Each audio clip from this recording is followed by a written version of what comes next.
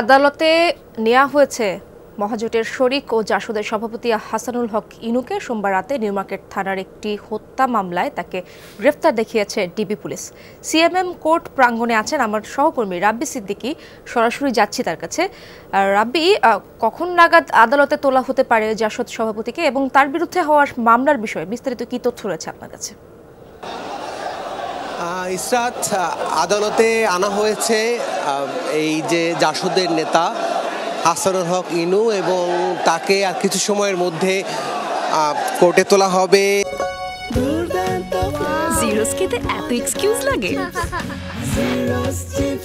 এবং এর মধ্যে আমরা জানতে পেরেছি যে নিউ মার্কেট থানার যে হত্যা মামলা, সেই হত্যা মামলায় 10 দিনের রিমান্ড চেয়েছে পুলিশ।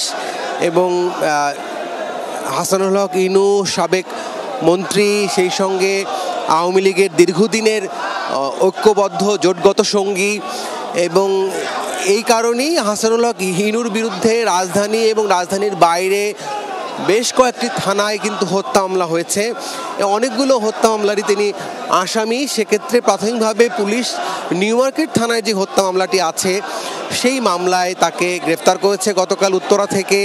এবং তিনি আদালতে আসছেন এই কারণে কিন্তু এক ধরনের উত্তপ্ত পরিস্থিতি। সেনাবাহিনী এখানে আছে, পুলিশ আছে, এবং সবাই আইনজীবীরা, বিশেষ করে বিএনপিপন্থী আইনজীবী, তারা আসলে ইনুর এই আদালতে আসায় তারা ক্ষোভ প্রকাশ করছে। এবং অনেকের হাতেই দেখেছি ইসরাত ডিম নিয়ে দাঁড়িয়ে আছে বিভিন্ন আনাচে কানাচে। তা ইনুকে ডিম মারতে চায়, এবং সেটি যেন না হয় সেই কারণে আসলে সেনাবাহিনী, সেই সঙ্গে পুলিশ সবাই চেষ্টা করছে, নিবৃত করার চেষ্টা করছে। শুনানি শুরু হবে সন্ধ্যার মধ্যে।